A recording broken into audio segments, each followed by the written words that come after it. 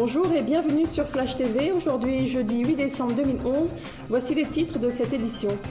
Le schéma d'aménagement régional adopté, série noire, hier 3 faits divers dramatiques, liquidation judiciaire de Télémag, Jean-Louis Dreyfus sur les planches du théâtre du Grand Marché, santé dans la Grande Île, le retour de la poliomyélite.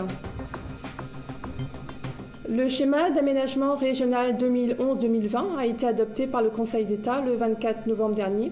Ce document de planification trace les grandes lignes de l'aménagement du territoire. Document opposable au tiers, il permet aux communes de modifier leur plan local d'urbanisme. Ce nouveau schéma a pour fonction de valoriser le territoire et de répondre aux besoins de la population, notamment en termes d'activités économiques, de logement et d'espaces verts, ceci sur un modèle de développement durable et de cohésion sociale. Ce document sera bientôt mis à la disposition du public. Une série de faits divers dramatiques se sont déroulés hier dans notre île. Dans le quartier de la Marine à Sainte-Suzanne, 2 enfants de 1 et 3 ans ont péri dans l'incendie de leur maison où l'électricité n'était pas aux normes. Âgé de 10 ans, l'aîné de la fratrie a pu s'échapper. Une solution de relogement de la famille est en cours d'étude par la commune. À Saint-André, une collégienne de 14 ans décède après avoir été coincée contre un mur par un autobus, un chemin Brunet. Une voie étroite, inhabituelle sur le parcours de cet autobus. Dans l'enquête qui débute, l'alcool ne serait pas la cause de ce drame. Et puis un accident du travail à Saint-Paul. Un chef de chantier meurt écrasé par un rouleau de treillis métallique. Le magazine Télémag ne sera plus dans les kiosques. Le tribunal de commerce a prononcé la liquidation judiciaire hier de la société CP Réunion qui gère ce magazine. En redressement judiciaire depuis plusieurs mois, c'est près de 240 000 € de dettes qui sont venus alourdir les dettes de cette société. 17 personnes se trouvent aujourd'hui sans emploi. Le mardi à Monoprix, une pièce à guichet fermé qui se joue à partir de ce soir au théâtre du Grand Marché et durant 3 soirs. Cette pièce d'Emmanuel Darlé est mise en scène par Michel Dim.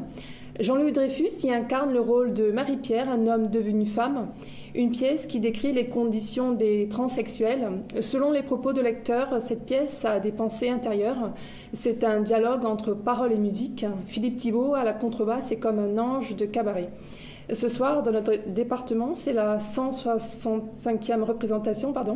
Selon le Figaro, un superbe moment de théâtre beau, pur et simple.